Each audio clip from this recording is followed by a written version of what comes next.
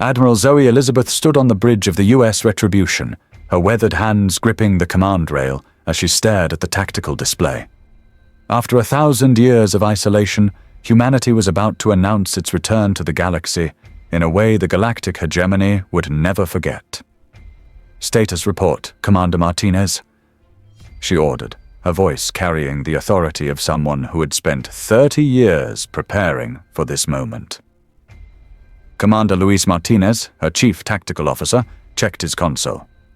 "All stealth systems are operating at optimal parameters, Admiral.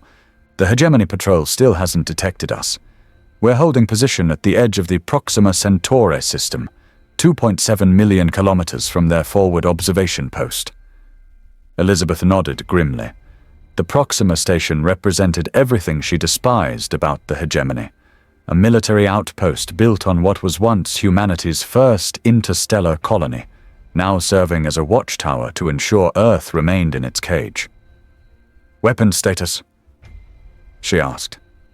"Quantum torpedo tubes loaded and ready," replied Lieutenant Commander Yuki Tanaka from the weapons station. "Antimatter charges at full capacity. The new gravitic disruptors are showing green across all arrays." Elizabeth allowed herself a cold smile. The hegemony had no idea what humanity had accomplished during their enforced exile. While they had grown complacent, ruling over their empire of subjugated species, humans had been busy in the dark spaces between stars. "Sir," called Ensign Parker from communications, "we're receiving the final authorization codes from Earth Command. Operation Daybreak is approved for immediate execution." "Very well." Elizabeth straightened, her gray hair caught in the blue glow of the tactical displays. "Open a channel to the fleet." The bridge fell silent as Parker nodded confirmation. Elizabeth took a breath, knowing that her next words would echo through history. "This is Admiral Elizabeth to all vessels of Task Force Prometheus. For 1,000 years we have been prisoners in our own solar system. For 1,000 years, the galactic hegemony has declared humanity too dangerous to join their civilized galaxy. They were right to fear us." She paused, her eyes hard as steel. "Today, we remind them why. All ships, implement Operation Daybreak. It's time to turn on the lights." Across the darkness of space, previously invisible ships began to decloak. The U.S. Retribution led a fleet of 50 vessels, each one a masterpiece of military engineering that represented centuries of innovation born from desperation and rage. 1,000 years earlier, Earth had been a young spacefaring civilization, just beginning to explore beyond its solar system.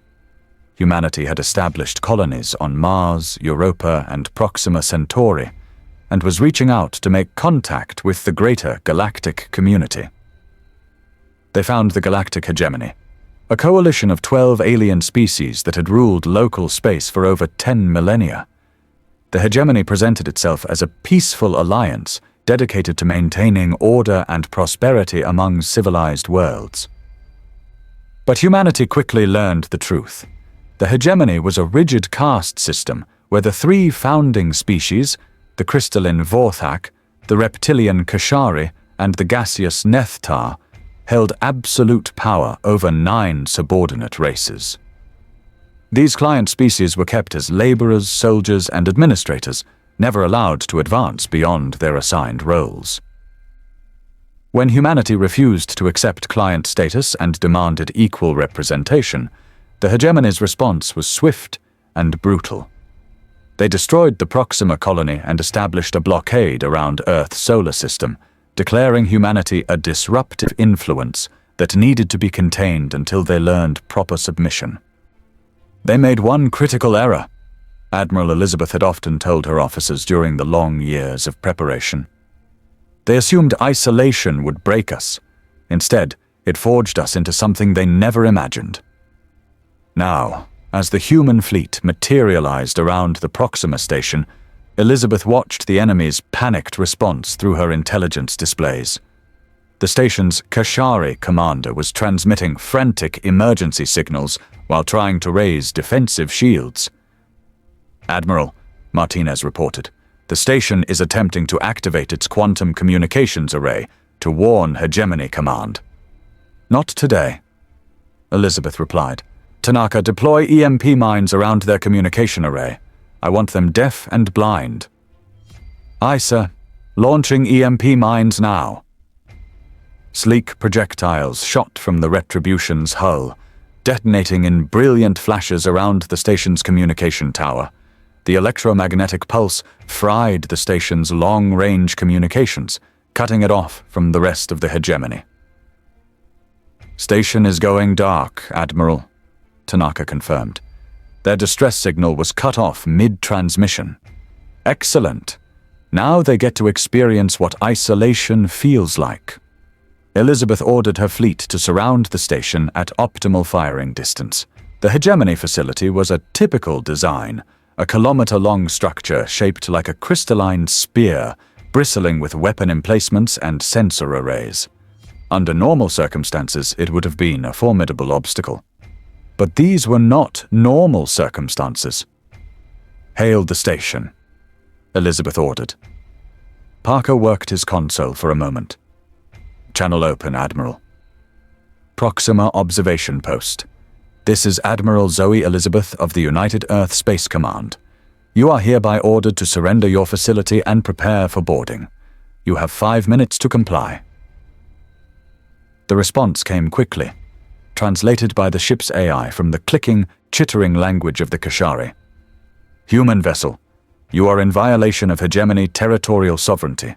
Return to your designated containment zone immediately or face the consequences. Elizabeth turned to Martinez. Commander, please show them what consequences look like when humans are involved. Martinez smiled grimly and activated the weapon's targeting system. Gravitic disruptors locked on target. Shall I give them a demonstration? Fire a single shot. Minimal power. Let's see how their shields handle our new toys. The Retribution fired a beam of twisted space-time that struck the station's primary shield generator. The gravitational distortion tore through the enemy's energy barriers like paper, causing a cascade failure that left an entire section of the station defensively naked. On the bridge, Ensign Parker was monitoring enemy communications. Sir, I'm intercepting massive chatter from inside the station. They're terrified, Admiral. They're calling our weapons impossible and demanding to know how we developed gravitic manipulation technology. Tell them, Elizabeth said coldly, that we had 1,000 years to think about it. While the hegemony had grown comfortable in their dominance, humanity had been anything but idle. The blockade had trapped Earth's population in their solar system, but it had also given them access to resources the aliens couldn't imagine. The asteroid belt became a massive industrial complex. Europa's oceans were converted into manufacturing facilities beneath the ice. The moons of Jupiter and Saturn were hollowed out and transformed into research stations and military shipyards. Most importantly, humanity had discovered something the hegemony species had never found in their millions of years of space travel. The secret to manipulating dark matter and dark energy, the invisible forces that comprised most of the universe. Dr. Rena Okamoto, now in her 70s and serving as the fleet's chief science officer, had been part of the team that made the breakthrough 3 centuries earlier. The hegemony species evolved on worlds with stable gravitational fields, she explained to the younger officers during their final briefing before Operation Daybreak. They never had to adapt to the kind of tidal forces and gravitational anomalies that shaped human evolution on Earth. That gave us an intuitive understanding of gravity that they lack. When we discovered how to access dark energy through quantum resonance chambers, we didn't just gain a new power source. Dr. Okamoto continued. We learned to weaponize the fundamental forces of reality itself. The results were beyond anything the hegemony could have anticipated. Human ships could manipulate gravity to become effectively invisible, bending light around their hulls. They could create gravitational fields strong enough to crush enemy vessels or tear apart entire space stations. Most terrifyingly, They had learned to generate artificial black holes, microscopic but incredibly dense objects that could be used as both weapons and propulsion systems. The Proxima Station's commander was learning about human innovation firsthand. After the gravitic disruptor demonstration, the station had attempted to launch its fighter squadrons, 12 sleek Kashari interceptors designed to swarm enemy vessels with plasma cannons and fusion missiles. They never had a chance. "Deploying gravity nets," announced Lieutenant Commander Tanaka. The human ships generated overlapping gravitational fields that caught the enemy fighters like insects in a web. The Kashari pilots found their ships suddenly unable to maneuver, trapped in pockets of twisted space-time that made normal flight impossible. "Enemy fighters neutralized," Tanaka reported. "Shall I destroy them?" Elizabeth considered for a moment. "Negative. Disable their weapons and life support, then release them. I want survivors to carry word of what they've seen." "Aye, sir." Precise gravitational pulses crushed the fighters' weapon systems and cracked their life support pods, forcing the pilots to use emergency oxygen while leaving them otherwise unharmed. Then the gravity nets released, and the crippled fighters drifted helplessly in space. "Station commander is requesting communication," Parker reported. "Put him through." The main screen displayed a Kashari military officer, a 2-meter-tall reptilian with scales that shifted color based on emotional state. Currently, those scales were a pale yellow-green that Elizabeth's xenobiology training identified as fear mixed with desperate anger. "I am Base Commander Sektar of the Galactic Hegemony Defense Force," the alien said, his translated voice carrying a tremor of rage. "Your actions constitute an act of war against the lawful government of this sector." "Commander Sektar," Elizabeth replied calmly. "My government's position is that the hegemony's blockade of Earth constituted an act of war 1,000 years ago. We're simply responding in kind. You were contained for the good of galactic stability. Humanity's aggressive tendencies and refusal to accept proper authority made integration impossible." Elizabeth's expression hardened. "Proper authority? You mean slavery? The hegemony doesn't govern. It exploits. Your client species are nothing more than a caste system designed to benefit the 3 founding races while keeping everyone else subjugated. The natural order must be maintained." "The natural order," Elizabeth interrupted, "is about to change. You have 2 minutes to surrender your station, Commander. After that, I will demonstrate what aggressive tendencies actually look like when properly applied." Commander Sektar's scales had shifted to angry orange-red. "The hegemony will never bow to human demands. Our fleets will crush your pathetic rebellion and your homeworld will burn."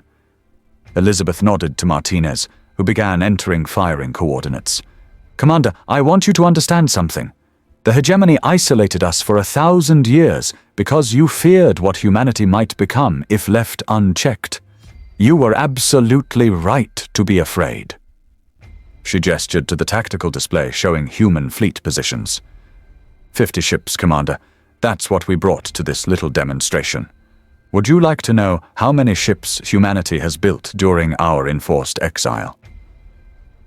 Sektar remained silent, but his scales began showing patches of the pale green that indicated fear. "Over 10,000 vessels," Elizabeth continued. "Cruisers, battleships, carriers, and things we haven't even named yet because the galaxy has never seen their like. All armed with weapons your species can't comprehend, crewed by humans who have spent their entire lives preparing for this moment." She leaned forward. "You isolated us, Commander. You gave us 1,000 years to plan, to build, to prepare. Every day of that millennium, we remembered what you did to our colonies. Every generation has grown up knowing that the galaxy sees us as too dangerous to be free." Elizabeth's voice grew cold as winter space. "Today we prove them right. Last chance, Commander. Surrender or become an object lesson." Sektar's scales shifted through a rapid cycle of colors. Fear, anger, desperation, and finally resignation. I cannot surrender this station without orders from Hegemony Command. Then you've made your choice. Elizabeth turned to her weapons officer. Tanaka, target the station's primary reactor. Single antimatter torpedo. Minimum yield. I want the reactor disabled, not destroyed. Aye, Admiral. Antimatter torpedo locked and ready. Fire. The torpedo streaked across space. A sleek cylinder barely 2 meters long that carried enough antimatter to level a small city. But this wasn't about destruction. It was about demonstration. The weapon struck the station's heavily armored reactor section and detonated with surgical precision. The antimatter explosion was contained and channeled by gravitic fields, directing all its energy into the reactor's magnetic containment system. The result was spectacular. The station's lights flickered and died as power failed throughout the structure. Emergency lighting activated, casting everything in an eerie red glow. But the reactor hadn't exploded. It had simply been shut down as completely as if someone had thrown a switch. Station power grid is offline, Martinez reported. Life support is operating on backup power only. The reactor is intact but completely inactive. Parker looked up from his communication console.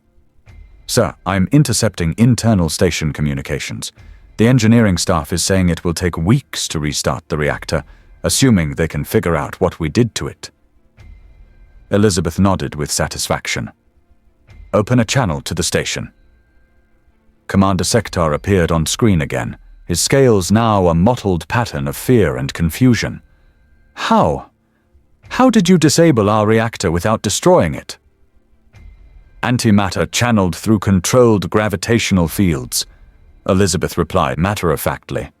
We can shut down your power, or we can turn your entire station into a cloud of expanding plasma. Your choice. This is impossible. No species has that level of precision with antimatter weapons. No species in the hegemony has that precision, Elizabeth corrected. But then we're not part of your little empire, are we? We've had 1,000 years to develop our own approach to warfare. She gestured to Martinez, who began displaying targeting information on the main screen. Commander, I'm going to show you something that should help you make an informed decision. These are targeting solutions for every hegemony installation within 50 light-years of Earth. The display lit up with hundreds of red indicators. Space stations, military bases, mining operations, and colonial outposts. Each one was marked with specific weapon assignments and estimated destruction times. Observe Base Zeta-7 in the Altair system, Elizabeth continued. A real-time image appeared showing a massive hegemony mining complex. As they watched, 3 human ships decloaked around the facility. That base just received the same surrender ultimatum you did. Let's see how their commander responds. They waited in tense silence. After 5 minutes, Elizabeth shook her head. Apparently they chose defiance. Tanaka, you may fire when ready. The weapons officer at the Altair base pressed her firing stud. A single gravitic disruptor beam lanced out from one of the human ships, striking the mining complex's central hub. Instead of exploding, the facility simply collapsed. The gravitational weapon created a localized space-time distortion that crushed the entire structure like an invisible fist, reducing a complex the size of a small city to a sphere of compressed metal barely 100 meters across. Commander Sektar's scales went completely white, the Kashari equivalent of absolute terror. That was a mining facility with minimal military value, Elizabeth explained conversationally. We eliminated it to demonstrate our reach and precision. However, I should point out that we currently have ships positioned near every major hegemony military installation in this sector. She paused to let that sink in. In approximately 6 hours, the Hegemony High Command will realize that their frontier communications network has gone silent. They'll dispatch investigation fleets to determine what happened. When those fleets arrive, they'll find empty space where their forward bases used to be. Elizabeth's expression remained calm, but there was something predatory in her eyes. By the time they understand the scope of what's happening, humanity will control every strategic position within 100 light years of Earth. Not through occupation. We're not interested in ruling alien territories. We'll simply eliminate any military presence that could threaten human interests. Commander Sektar found his voice. The hegemony has fleets numbering in the thousands. You cannot hope to match our total military strength. You're absolutely right, Elizabeth agreed. We can't match your numbers, but we don't need to. She nodded to Dr. Okamoto, who stepped forward with a scientific scanner. Commander, this device is reading the quantum signature of your station's hull material. Standard hegemony construction, titanium steel composite with crystalline reinforcement matrices. The elderly scientist made some adjustments to her scanner. We've spent considerable time studying captured hegemony technology. Your weapons, your ships, even your space stations all share common design principles and manufacturing techniques. Elizabeth smiled coldly. Dr. Okamoto has developed some rather interesting applications for that knowledge. Doctor, please demonstrate the resonance cascade protocol. Okamoto aimed her scanner at a section of the station's hull visible through the viewport. She pressed a control, and suddenly that section of armor began to vibrate. The vibration spread outward like ripples on a pond, and wherever it touched, the hull material began to break apart at the molecular level. Quantum resonance cascade. Dr. Okamoto explained as they watched a 10-meter section of the station's hull simply dissolve into constituent atoms. By matching the quantum frequency of your construction materials, we can cause spontaneous molecular breakdown across entire structures. She looked up at Commander Sektar's horrified expression. Every hegemony ship, station, and installation is vulnerable to this effect. We can destroy your entire military infrastructure without firing a single conventional weapon. The station's bridge fell silent except for the hum of life support systems. Commander Sektar stared at the dissolved section of his hull, then back at the human officers on his screen. What do you want? He asked finally. That's the right question, Elizabeth replied. First, you will order the complete withdrawal of all hegemony forces from the Sol system. The blockade ends today. I don't have the authority. Then contact someone who does. Use our quantum communication relay since yours seems to be experiencing technical difficulties. Elizabeth paused, considering her next words carefully.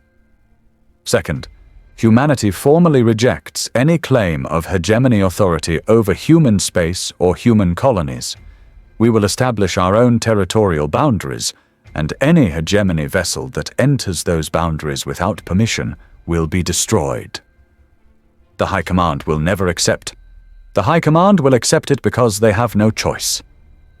Elizabeth interrupted. But we're not unreasonable. We're prepared to establish formal diplomatic relations with the hegemony, provided certain conditions are met. She began counting off on her fingers. 1.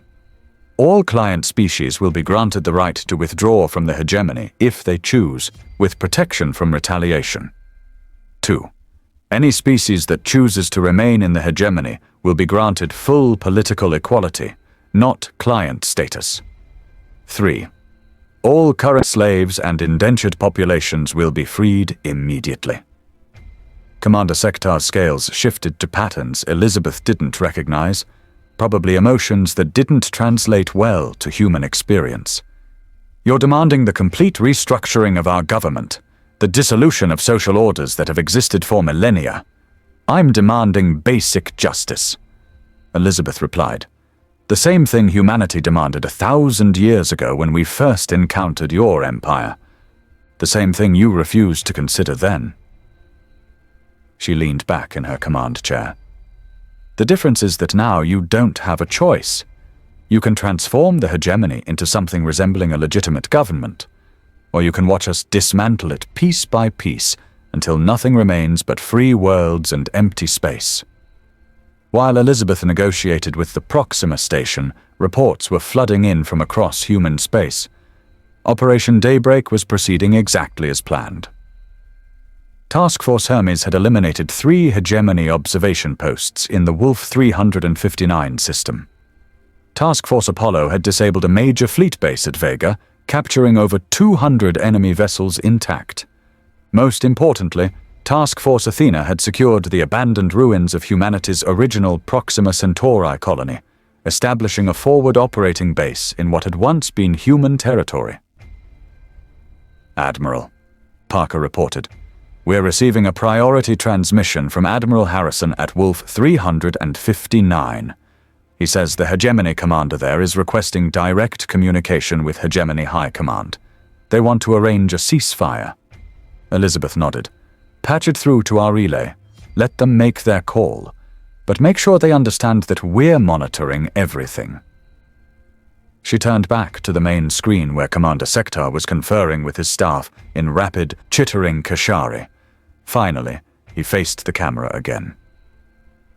Admiral Elizabeth, I have been authorized to establish preliminary communication with Hegemony Central Command. However, I must warn you that the High Command includes representatives of all 12 Hegemony species. Some of them will not react reasonably to your demands. I'm sure they won't, Elizabeth replied, especially the Vorthak and the Nethtar. Crystalline hive minds and gaseous collectivists don't usually handle individual liberty concepts very well. She stood up from her command chair. But here's the thing, Commander. I don't particularly care what they find reasonable. They had 1,000 years to consider reasonable solutions. Today, they get to choose between survival and extinction. The communication channel crackled as it was expanded to include the Hegemony's central command network. After several minutes of negotiation and authentication protocols, new figures appeared on the screen. The first was clearly Vortak, a towering crystalline structure that resembled a living gemstone, its faceted surface refracting light in patterns that somehow conveyed meaning. The second was harder to focus on, a shifting, translucent form that might have been the Nethtar representative, though its gaseous nature made it difficult to distinguish individual features. I am Resonance of Eternal Order, the Vorthak announced, its voice like wind chimes in a hurricane. I speak for the Hegemony High Command. You will cease these terrorist attacks immediately and return to your designated containment zone. Elizabeth smiled without warmth. I am Admiral Zoe Elizabeth, commanding the United Earth Space Command fleet currently dismantling your frontier defense network. I'm here to inform you that humanity's containment has ended. Permanently. The Nethtar's response came as a whisper that seemed to emanate from everywhere at once. The ancient containment protocols exist for the stability of galactic civilization. Humanity's aggressive expansion tendencies and refusal to accept proper social hierarchy necessitated isolation. You mean you were afraid we'd upset your carefully constructed system of exploitation? Elizabeth replied. And you were right. We would have. We still will.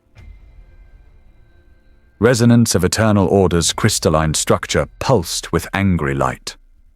The Hegemony has maintained peace and order for over 10,000 standard years. Humanity's individualistic chaos threatens the foundation of interstellar cooperation. Peace through oppression isn't peace, Elizabeth shot back. It's just well-organized slavery. And your interstellar cooperation consists of 3 species ruling over 9 others who have no say in their own governance. She gestured to her tactical display. But we're not here to debate political philosophy. We're here to present you with facts. Fact 1. Humanity has developed military technology you cannot counter. Fact 2. We have already demonstrated our ability to destroy hegemony installations throughout this sector. Fact 3. You have approximately 18 hours to begin implementing the changes I outlined to Commander Sektar. The vortex crystalline form shifted through several configurations before settling into what human xenobiologists had identified as a posture of extreme agitation. Impossible. The hegemony does not negotiate with rogue entities. We demand immediate compliance with established containment protocols. Elizabeth turned to Martinez.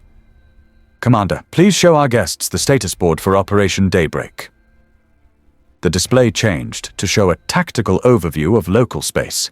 Red indicators marked the locations of hegemony installations, with status updates appearing in real time. As they watched, another indicator changed from active to neutralized, as Task Force Prometheus disabled a communications relay in the Ross 128 system. 47 hegemony installations eliminated or captured in the past 8 hours, Elizabeth reported conversationally.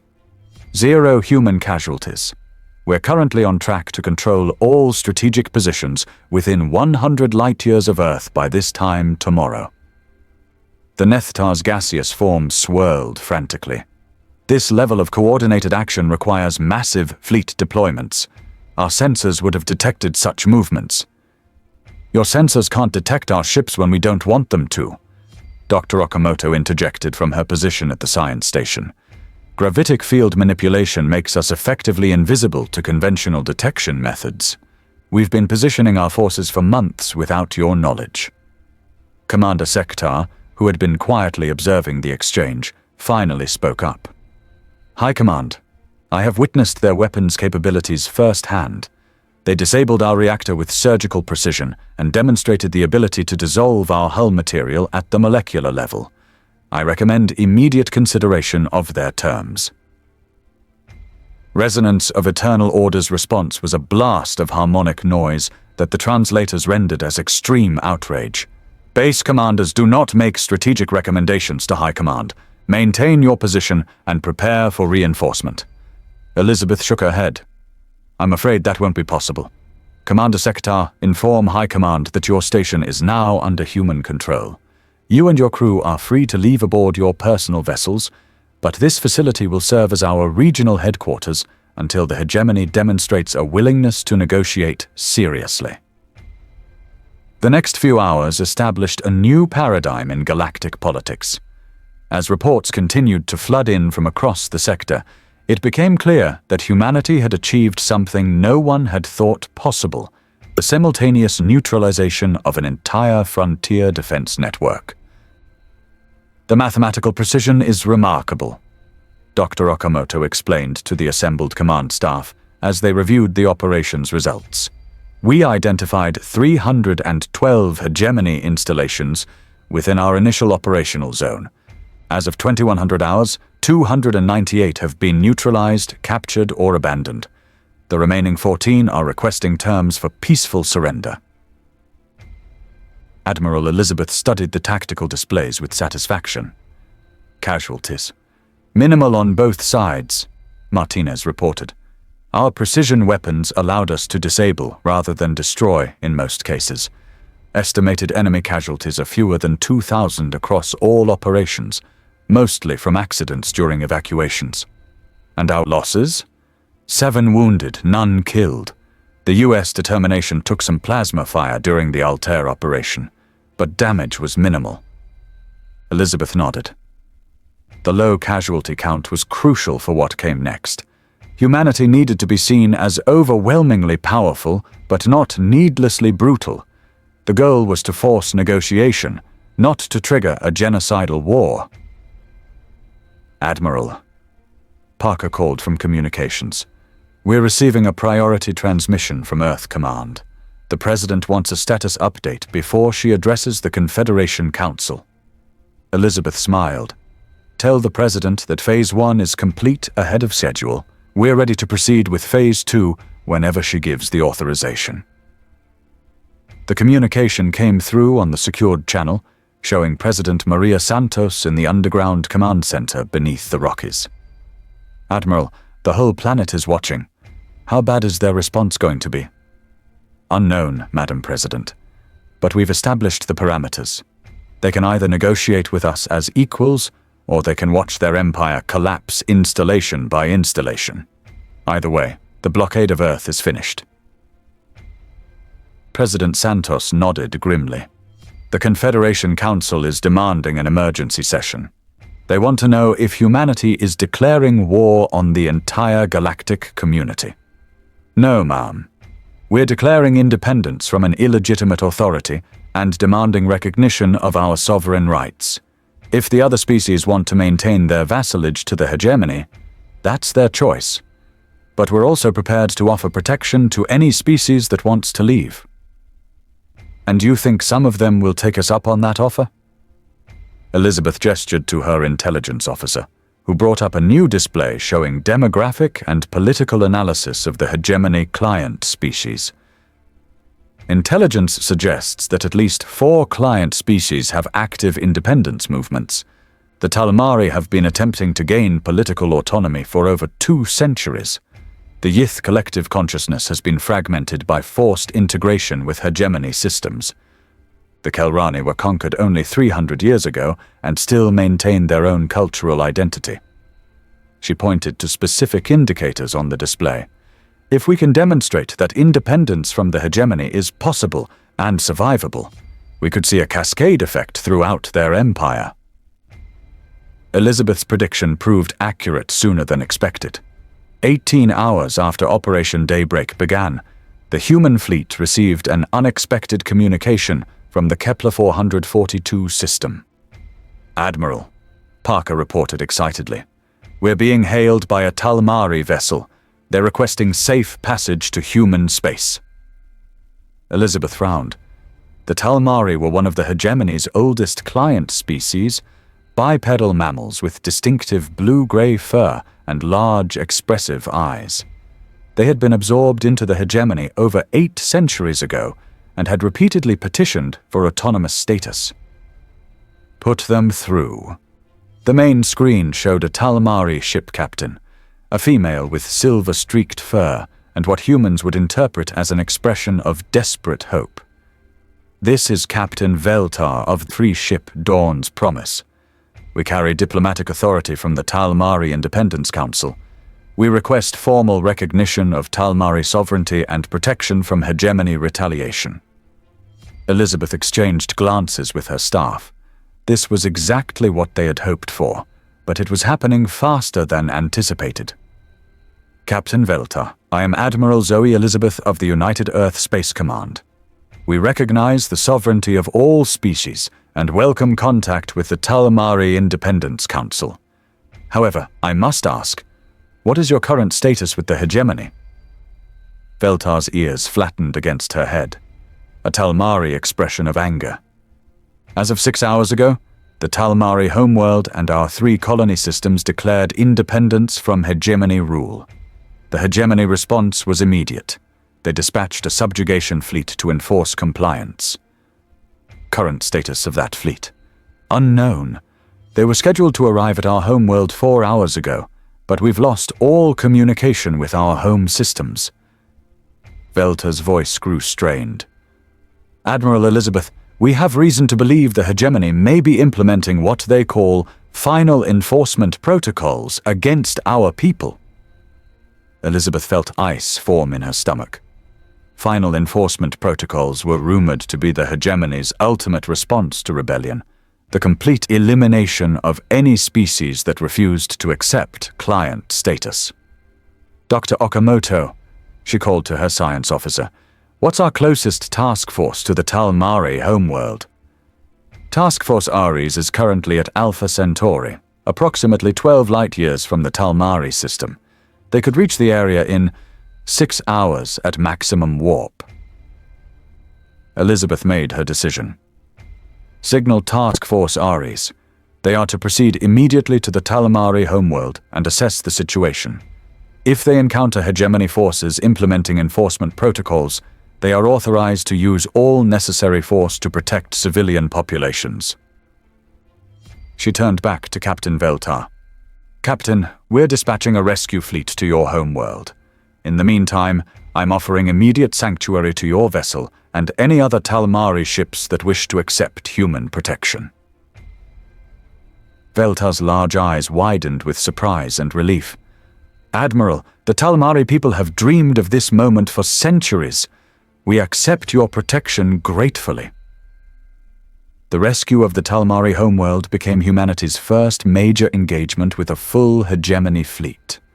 Task Force Ares, under the command of Admiral David Park, arrived at the Talmari system to find a nightmare in progress. 3 hegemony dreadnoughts and their escort vessels were systematically destroying civilian infrastructure on the planet's surface. Orbital bombardment had already eliminated major cities, and landing craft were deploying ground forces to eliminate any remaining population centers. "Admiral Park to all vessels," came the transmission back to the command fleet. "We have confirmed genocide in progress. Hegemony forces are implementing total population elimination, requesting permission to engage with maximum force." Elizabeth authorized the engagement without hesitation. "All ships are weapons-free. Show them what final enforcement looks like when humans do it." The battle was brief but decisive. Task Force Ares consisted of 8 human vessels against a hegemony formation of 37 ships. Under normal circumstances, it would have been a massacre favoring the larger force. Instead, it became a demonstration of why the hegemony had been right to fear humanity. The human ships decloaked directly in the middle of the enemy formation, their gravitic weapons tearing apart hegemony vessels before the aliens could even target them. Antimatter torpedoes guided by artificial intelligence struck with surgical precision, destroying weapons and propulsion systems while leaving life support intact. Within 20 minutes, the entire hegemony fleet was either destroyed or disabled. The 3 dreadnoughts, massive vessels each larger than anything in the human fleet, were reduced to drifting hulks, their crews forced to abandon ship. But the real shock came when Admiral Park ordered the deployment of humanity's most closely guarded secret weapon. "Activating planetary restoration systems," he announced. Human ships began deploying devices that looked like metallic flowers, each one the size of a small building.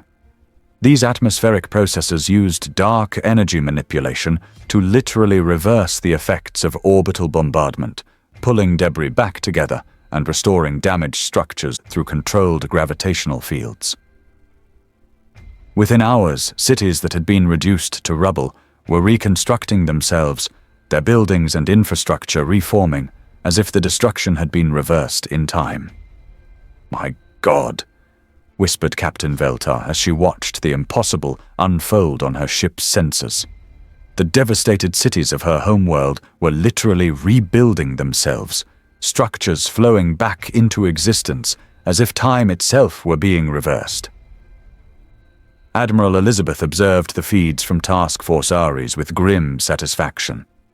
"Dr. Okamoto, explain to our Talmari guests what they're witnessing."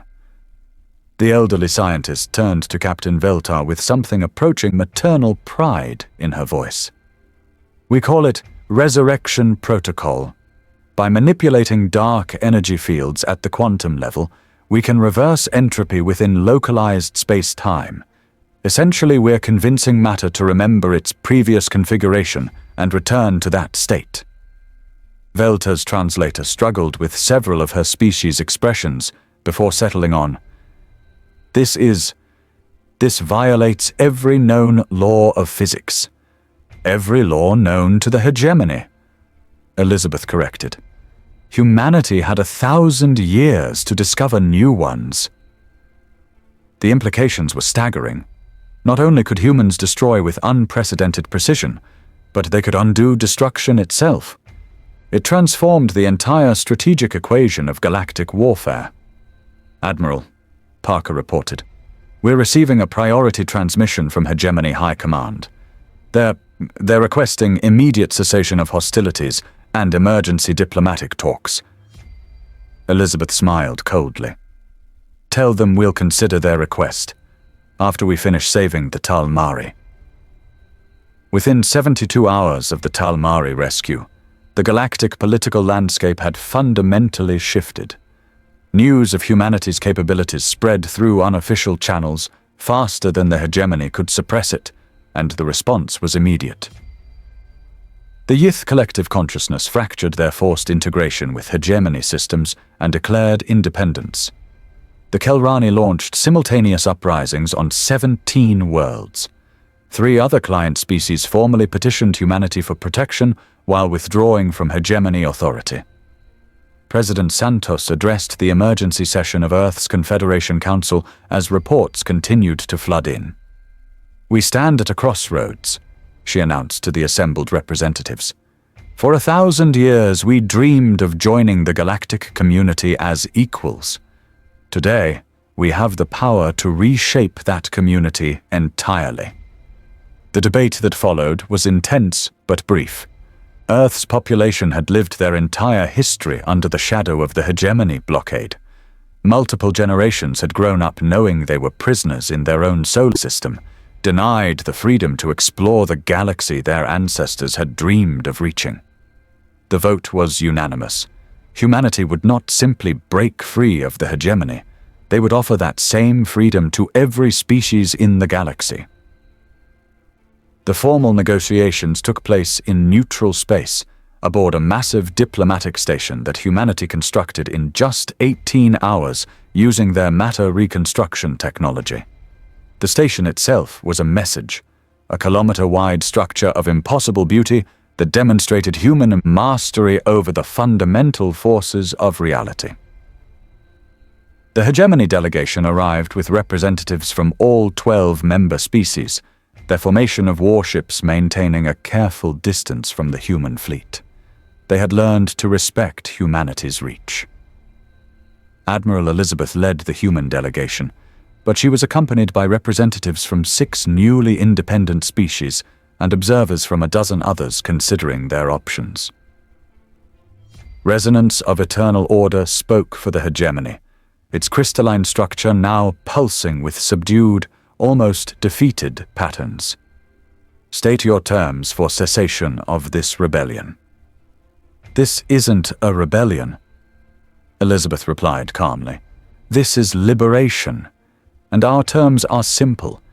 The immediate transformation of the galactic hegemony into the Galactic Confederation, a voluntary alliance of sovereign species with equal representation and the right of peaceful withdrawal."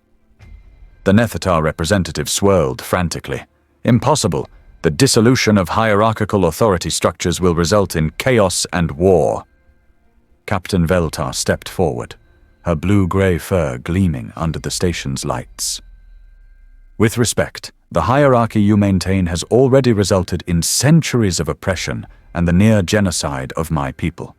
We choose the risk of freedom over the certainty of slavery." The debate continued for hours, but the outcome was inevitable. Humanity had demonstrated that they possessed both the power to destroy the hegemony and the technology to undo the damage of that destruction. More importantly, they had proven that successful resistance was possible, inspiring hope throughout the galaxy. 6 months later, Admiral Elizabeth stood on the observation deck of humanity's newest starbase, positioned at the edge of what was once hegemony space. Through the transparent aluminum windows, she could see ships from dozens of species arriving and departing. Free traders, diplomatic vessels, and exploration craft from the newly formed Galactic Confederation. "Status report, Commander Martinez," she said, though this time the tone was relaxed rather than commanding.